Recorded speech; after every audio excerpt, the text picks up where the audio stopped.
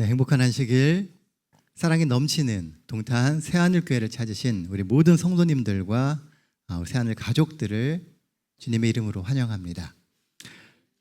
드디어 3월이 시작되었습니다. 1, 2월이 새로운 한 해를 위한 준비의 기간이라면요, 3월은 입학의 시즌이고 또한 새로운 시작과 변화의 시즌이기도 합니다. 그래서 교회에서는요, 특별히 새로운 한 해가 시작되는 것은 3월이라는 생각을 하게 됩니다. 1, 2월은 정말 준비만 하고 3월부터 진짜 시작하는 것 같아요. 입학하고 또 새로운 직장을 들어가기도 하고 여러 가지 일들을 시작하기도 합니다. 그래서 교회에서는 새로운 한 해를 시작하며 대신방을 하기도 합니다. 저 뒤에 보시면 대신방 표가 붙어 있습니다. 열심히 신청하시면 저희가 일정을 조정해서 방문을 하도록 하겠습니다. 시작은 늘 설레고 기대감이 있습니다. 하지만 또 못지않는 두려움이 존재합니다. 마치 동전의 양면처럼 새로운 시작에 대한 기대감도 있지만 불안감도 있는 것이 사실입니다. 새롭게 바뀌는 환경 속에서 어떻게 하면 내가 나의 신앙을 지켜내고 사람들로부터 인정받으며 구원의 길을 갈 수 있을까?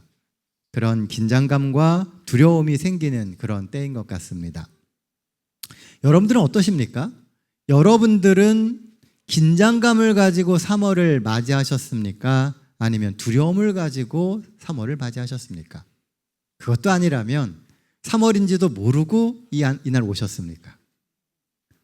세월의 흐름을 우리가 손꼽아 기다리진 않는다 할지라도요, 계절의 변화만으로도 벌써 뭔가 달라졌음을 우리가 느끼게 됩니다. 오늘 우리가 함께 은혜를 나눌 말씀은 우리가 잘 아는 다니엘서에 나오는 말씀이에요. 익히 우리가 잘 아는 이야기입니다. 다니엘 2장 14절로 18절에 있는 말씀으로 같이 은혜를 나누길 원합니다. 오늘 말씀의 제목은 인생의 상황이 역전될 때입니다.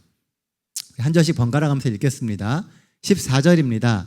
그때 왕의 근위대장 아리옥이 바벨론 지혜자들을 죽이러 나아가매 다니엘이 명철하고 슬기로운 말로 왕의 근위대장 아리옥에게 물어 이르되 왕의 명령이 어찌 그리 급하냐 하니 아리옥이 그 일을 다니엘에게 알림해 다니엘이 들어가서 왕께 구하기를 시간을 주시면 왕에게 그 해석을 알려드리이다 하니라.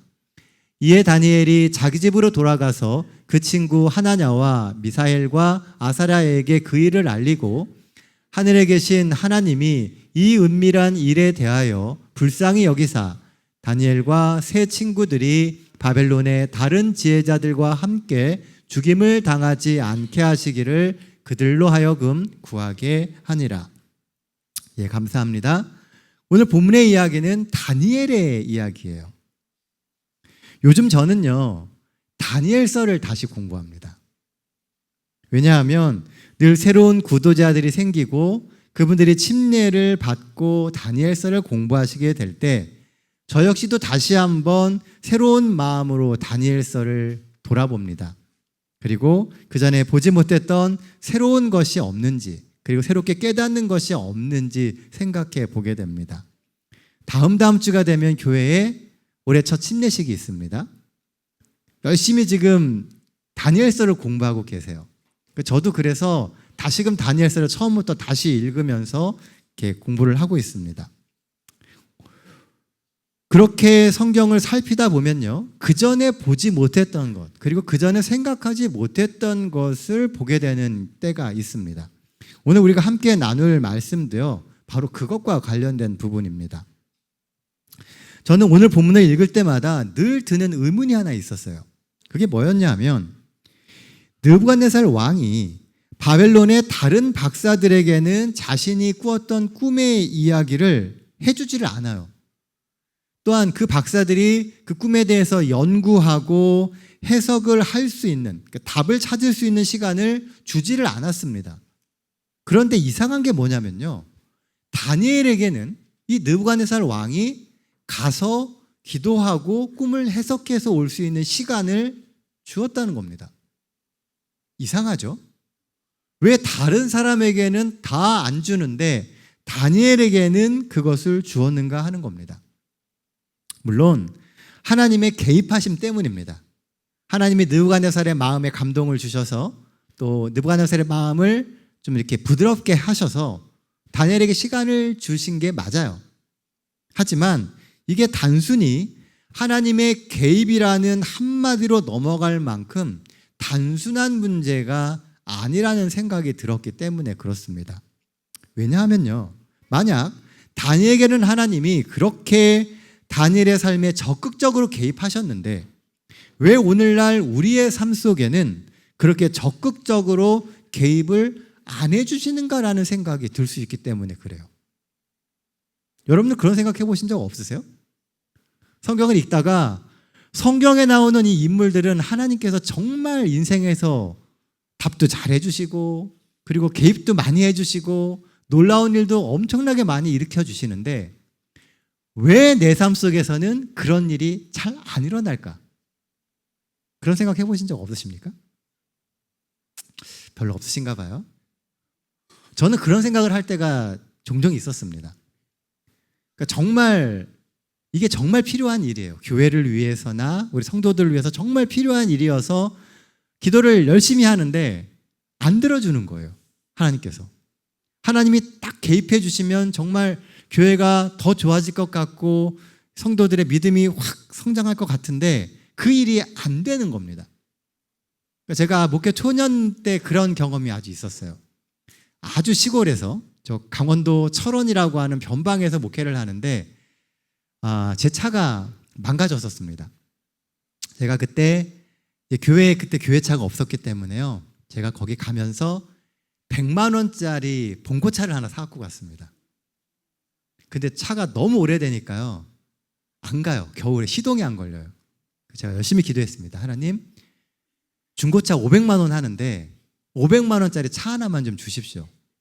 그리고 제가 뭘 했을까요? 제가 500만 원을 생길 방법이 없잖아요. 그래서 제가 뭘 했습니다. 하나님이 안 들어주셨어요. 그러니까 제가 그때 되게 안타까웠어요. 그 차만 있으면 많은 군인들을 교회로 데려올 수도 있고요. 그리고 교회에 정말 많은 일을 할 수 있을 것 같은 거예요. 근데 끝까지 안 들어주시더라고요. 근데 시간이 지나고 나니까요. 하나님이 정말 생각도 못한 방법으로 해결해 주셨습니다. 저는 중고차를 기도했는데 하나님이 새 차를 주셨어요. 제가 있을 때 아니고 다른 목사님 오셨을 때. 어쨌든 그 교회는 건물도 새로 짓고요. 그래서 굉장히 이렇게 교회가 갑자기 더 좋아지게 되었습니다. 오늘 본문에 보면 다니엘의 삶에는 하나님이 적극적으로 개입하세요. 근데 우리가 우리의 삶에는 그렇게 안 하시는 것처럼 느껴질 수 있다는 거죠. 그런 생각을 할 때가 있다는 겁니다. 하나님의 개입하심, 그 너머에 우리가 알지 못하는, 생각하지 못하는 그 무언가가 있다는 겁니다. 그냥 겉으로 보이는 그게 전부가 아니고 그 이면에 뭔가가 있었다는 거죠. 오늘 본문을 통해서 우리는 그 부분을 좀 살펴보려고 합니다. 인간의 모든 구원의 역사 가운데에는 하나님의 개입하심이 있고 또 그에 상응하는 인간의 협력이 늘 개입되어 있습니다. 그것이 결합되어 있어요. 하나님만 하시는 게 아니고 인간도 그 일에 뭔가 협력해야 된다는 겁니다. 본문에서 알 수 있는 인생의 상황이 역전되는 이유, 첫 번째는요, 최선을 다하는 일상이에요. 자, 16절 말씀입니다. 다니엘이 들어가서 왕께 구하기를 시간을 주시면 왕에게 그 해석을 알려드리이다 하니라. 오늘 본문에 보면요, 이 다니엘은 아주 당돌합니다. 지금 뭐라고 얘기해요? 왕이시여, 나한테 시간 주시면 해석 드리겠습니다 라고 이야기한다는 거죠. 사실 이 당시에 다니엘의 나이가 몇 살이냐면요, 약 20살입니다. 이제 딱 20살 된 청년이에요. 이제 막 바벨론의 교육과정을 마친 완전 풋내기가 다니엘이었습니다.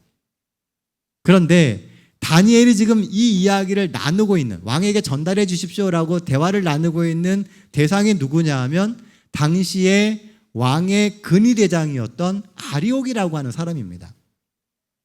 왕의 최측근에서 왕을 지키는 사람이니까 요즘으로 표현하면은 대통령 경호실장 정도 됩니다.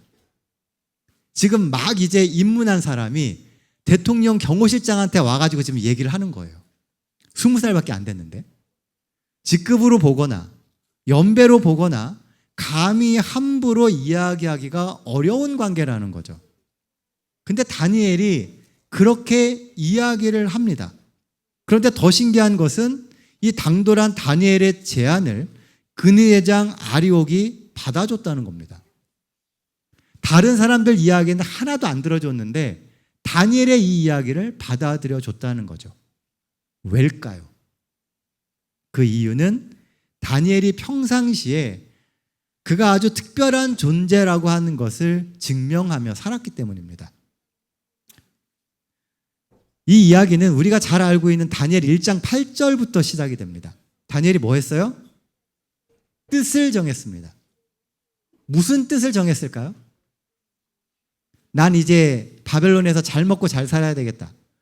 어차피 떠나온 고향, 여기서 뿌리 잘 내리고 이곳에서 진짜 성공해서 살아야지. 이런 뜻을 정했을까요? 아닙니다. 다니엘이 뜻을 정했다라고 하는 것은 그가 비록 바벨론에 살고 있지만 오직 하나님의 뜻을 이루는데 자신의 삶에 최선을 다하겠다라고 하는 뜻을 정한 거예요. 사는 곳은 바벨론이지만 내가 이곳에서 하나님의 뜻대로 살겠다라고 하는 결심을 했다는 겁니다. 그러니까 매사에 최선을 다했고 하나님은 하나님의 능력을 더해 주셔서 다니엘과 세 친구가 더 지혜로워지게 만들어 주셨다는 거예요. 그냥 다니엘과 세 친구가 똑똑해서 거기서 그렇게 잘 지낸 게 아니고요. 뜻을 정했다는 겁니다. 다니엘 1장의 마지막 절을 보면은요. 다니엘서 1장의 마지막 절에 연도가 나옵니다. 다니엘이 언제까지 있었는지. 그 연도가 언제냐 하면 고레스 왕 때입니다. 이미 바벨론이 다 망하고 페르시아가 세워질 때까지 다니엘이 있었다라고 하는 게 1장의 이야기예요. 다니엘서는 다니엘이 그렇게 바벨론, 페르시아를 지내보면서 그가 경험했던 하나님의 놀라운 역사에 대한 기록을 남기고 싶어서 기록한 거예요. 그리고 1장에서 다니엘이 핵심적으로 쓰는 말이 뭐냐 하면 내가 뜻을 정했다는 겁니다. 뜻을 정하니까 하나님이 이 놀라운 일들을 나에게 경험하게 하셨다는 거죠. 뜻을 정하는 게 중요한 거였어요.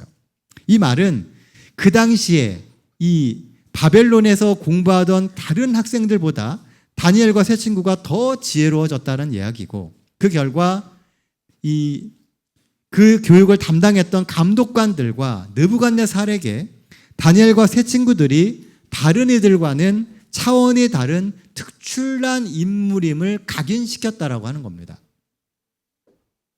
선지자와 왕 486페이지에 보면 이런 말씀이 있어요. 글씨가 조금 작죠? 자, 읽어드리겠습니다. 다니엘과 그 동무들은 바벨론 사람의 지혜를 습득함에 있어서 동료 학생들보다 훨씬 더 성공적이었으나 그들의 학식은 우연히 얻은 것이 아니었다. 그들은 모든 지혜의 근원이신 하나님과 관계를 맺었고 하나님의 지식을 저희 교육의 기초로 삼았다. 지혜를 얻기 위하여 그들은 믿음으로 기도하였고 저희의 기도를 실천하였다. 그들은 하나님께서 축복하실 수 있는 곳에 자신들을 두었다. 그들은 저희 능력을 약화시킬 만한 것들을 피했고 각 방면의 학문에 있어서 이해력을 기를 수 있는 모든 기회를 선용했다. 그들은 지력을 얻을 수 있는 생활의 법칙을 따랐다. 그들은 한 가지 목적을 위하여 지식을 얻고자 노력하였으니 그것은 하나님께 영광을 돌리는 일이었다. 그들은 이교의 거짓 신앙 중에서 참 신앙의 대표자들로서 서기 위하여 명료한 지력을 가져야 하며 그리스도인 성품을 완성시켜야 한다는 사실을 깨달았다. 다니엘과 세 친구들은 하나의 목적을 갖고 살았다는 거예요. 그곳에서 왜 그들이 지혜로워져야 되는지, 왜 명철해져야 되는지에 대한 이유를 분명히 알고 있었다는 겁니다. 그리고 그렇게 하기 위하여 주어진 모든 기회를 선용했고 그리고 여기 잘 보시면요. 하나님의 축복이 있을 만한 그곳에 자신을 늘 두었어요. 그리고 그의 모든 생각과 그들의 능력을 약화시킬 수 있는 그 장소에는 가지도 않았습니다. 철저하게 구분돼서 그 뜻을 정한 그대로 살아가려고 했다는 겁니다. 그러니까 지혜로워지고 성공할 수 있었던 거예요. 그게 바로 근위대장 아리옥과 느부갓네살 왕이 다니엘에게 시간을 준 이유입니다. 다니엘과 세 친구는요, 살아가는 목적도 달랐고 자세도 달랐다는 겁니다. 세상에 살고 있지만 우리가 어떤 마음 자세와 어떤 신앙의 태도를 갖고 살아야 되는지를 보여준다는 거죠. 우리는 이 땅에 살면서 특출난 사람이 되어야 합니다. 그 목적이 하나님께 영광이 되고 영적으로 옳은 일이라면 하나님은 온전히 우리의 삶에 하나님의 능력을 부어주실 거예요. 하나님의 능력을 부어주시면 내가 그런 사람이 되겠습니다 라고 하는 게 아니고요. 우리가 뜻을 정하면 없던 능력이 생겨난다는 거예요. 하나님이 우리를 통해서 하나님의 일을 이루시기 위해서 우리가 특별한 존재가 되게 하신다는 겁니다. 역대하 16장 9절에 보면요, 이런 말씀이 있어요. 아이고, 여호와의 눈은 온 땅을 두루 감찰하사 전심으로 자기에게 향하는 자들을 위하여 능력을 베푸신다라고 성경은 기록합니다. 역대하 16장 9절이에요. 하나님은 온 땅을 두루두루 감찰하세요. 그리고 전심으로 오늘 주께 구하고 있는 그 사람들을 위하여 하나님의 능력을 펼치신다는 겁니다. 주의 뜻을 이루기 위하여 뜻을 정하고 온전히 우리가 헌신하려 한다면 하나님은 우리를 위해서 다니엘과 세 친구에게 하셨던 것처럼 우리에게 능력을 주시고 직접 우리 일에 개입하십니다. 마지막 때가 되면 하나님은 더 많이 개입하실 거예요. 왜냐하면 우리가 더 많은 시험에 빠지게 될 것이고 우리가 겪게 되는 상황들은 주님의 개입하심이 없으면 해결할 수 없는 수많은 상황들이 만들어질 거기 때문에요. 실제로 화이트부인의 예언을 보면 마지막 때에 그런 일들이 더 많을 거예요. 중요한 건 우리가 뜻을 정하는 거예요. 하나님이 우리의 삶 속에 역사하실 수 있도록 우리가 하나님 편에 서는 것입니다. 다니엘이 경험한 바벨론에서의 상황은 상상 그 이상이었습니다. 바벨론이 점령한 수많은 나라에서 잡혀왔던 같은 처지의 많은 청년들 사이에서 바벨론에 충성하는 삶이 아닌 하나님께 충성하는 삶으로 결심한 이 네 청년들이 이방 땅 그곳 바벨론에서 하늘의 해와 같이 빛나는 아름다운 광경은 수많은 사람들에게 하나님의 위대하심을 보여주는 증거가 되었습니다. 사실 그리스도인으로 살면요, 우리는 사람들의 눈에 많이 띌 수밖에 없어요. 그리스도인이 되면 사람들의 눈에 띕니다. 왜요? 다르니까요. 정말 우리가 그리스도인으로 살면 일반 사람들과 다르게 살 수밖에 없어요. 그러니까 눈에 띕니다. 특히 재림교인으로 산다는 것은 더 그렇습니다. 안식일로부터 시작해서 먹는 것이나 행동하는 모든 것이 좀 유별나죠. 그래서 그 시선이 불편하고 부담될 수 있어요. 내가 믿음대로 사는데 사람들이 나를 보는 그 시선이 불편하고 부담이 돼요. 그러나 우리가 하나님 안에서 특출나질 때 우리의 신실함은 도리어 세상 가운데 무엇이 진짜 사람을 가치 있게 만드는지를 생각하게 만드는 좋은 선교의 통로가 될 수 있습니다. 뜻을 정하고 하나님의 말씀의 원칙대로 살아가면 굳이 뭘 안 해도 선교가 된다는 거예요. 내가 살아가고 있는 삶의 모습이 사람들에게 신선한 영적인 충격을 준다는 겁니다.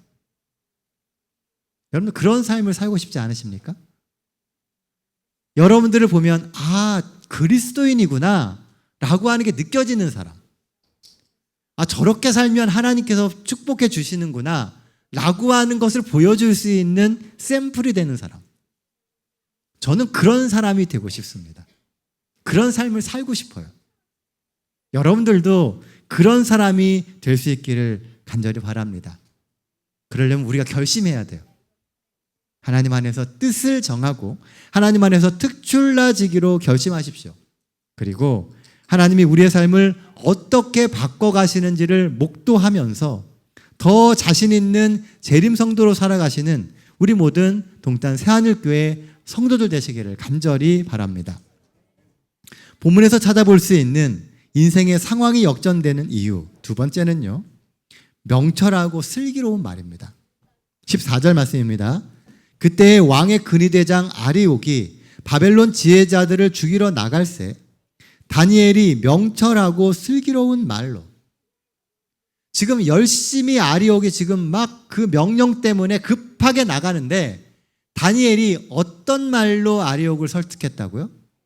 명철하고 슬기로운 말로 했다고 이야기해요. 본문에 명철하고로 번역된 단어는 에타라고 하는 단어입니다. 그런데 이 단어는요, 성경에 여기 딱 한 번 나옵니다. 다른 성경에는 한 번도 안 나오는 단어예요. 여기에 딱 한 번 나오는 단어인데 그 뜻이 뭐냐 하면 신중, 의논, 조언이라고 하는 뜻입니다. 다니엘이 얼마나 진실하고 그리고 신중하게 이 문제를 대면했는지를 보여주는 단어예요. 다니엘이 그냥 불쑥 얘기한 게 아니고요, 정말 생각 많이 하고 신중하게 이 이야기를 했다는 것이죠. 또한 슬기로운 말로 번역된 단어는 TM이라고 하는 단어인데 그 뜻은 맛, 판단, 분별이라고 하는 의미를 가지고 있습니다. 다니엘이 잘 분별된 말로 아리옥을 대했다는 거예요. 그러니까 심사숙고하면서 신중하게 잘 선별된 그 말로 아리옥에게 이야기했다는 것이죠. 그래서 성경의 원어인 히브리 단어를 풀어보면 명철하고 슬기로운 말은 신중하고 분별력 있는 의논이라고 하는 것으로 풀 수가 있습니다. 아리옥에게 정말 신중하고 분별력 있게 이것을 의논했다는 거예요. 불호령 같은 느부갓네살의 명령으로 갈팡질팡하며 있는 그 근위대장 아리옥에게 다니엘은 신중하고 아주 잘 선택된 말로 함께 의논했습니다. 하나님이 주시는 지혜였던 거죠. 하나님이 주시는 그 말로 진실되게 아리옥에게 이야기하니까 아리옥이 그것을 받아들일 수 있었다는 겁니다. 일의 전후를 살피고 어떻게 이 문제를 풀어가는 것이 가장 합리적이고 분별 있는 방법인지 신중하게 곧 예의를 갖춰서 아리옥과 이 문제에 대해서 의논했다는 겁니다. 말 한마디로 천냥빚을 갚는다는 말이 있죠. 하나님이 제어해 주시는 우리의 말 한마디가 삶의 문제를 해결하는 열쇠가 될 수 있다는 겁니다. 신앙생활을 하다 보면요, 가끔 우리는 이 믿음이라고 하는 말 하나로 그걸로 이렇게 뭉뚱그려져서 상대를 배려하지 않고 아주 불합리하고 상식적이지 않은 일을 하는 경우들이 있습니다. 분명 믿음이라고 이야기해요. 그런데 그 말은 굉장히 배려가 없고 불합리하고 상식적이지 않은 경우가 있다는 겁니다. 게다가 무례하기까지 하다면 어찌 그런 모습으로 세상 사람들의 마음을 살 수 있을까요? 그들이 하는 얘기가 있잖아요. 하나님 믿는 게 무슨 대수라고. 도리어 우리가 믿고 있는 하나님이 정말 별거 아닌 것처럼 보이게 만들 수 있다는 거예요. 우리를 통해서 나오는 그 말 한마디 한마디가 결국 우리가 믿는 하나님이 어떤 분인지를 보여줄 수 있어야 된다는 것이죠. 자신감과 무례함은요, 어찌 보면 종이 한 장 차이일 수 있습니다. 하나님의 은혜를 경험할수록 평상시 우리의 언행도 거룩해져야 돼요. 영혼을 구원하고 사람들에게 그리스도인의 영향력을 끼치는 것은 우리의 일상적 삶의 감화로부터 나옵니다. 혹 다른 이들과의 관계에서 어려움을 겪고 있습니까? 그러면 사람들을 대하는 나의 태도를 한번 되짚어 봐야 합니다. 이것은 세상 사람들의 문제가 아니라 우리의 태도의 문제일 수 있기 때문에 그래요. 그리스도인 된 우리는 평상시에도 조금 더 살가워야 되고 더 정제된 말, 예의 있는 말을 사용해야 합니다. 또한 상황에 흔들림 없이 긍정적이고 건설적인 말을 해야 합니다.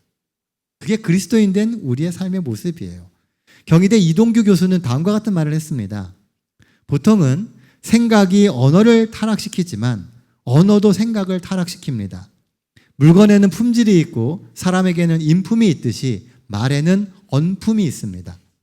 알고 보면 내가 한 말을 처음 듣게 되는 사람은 바로 나 자신입니다.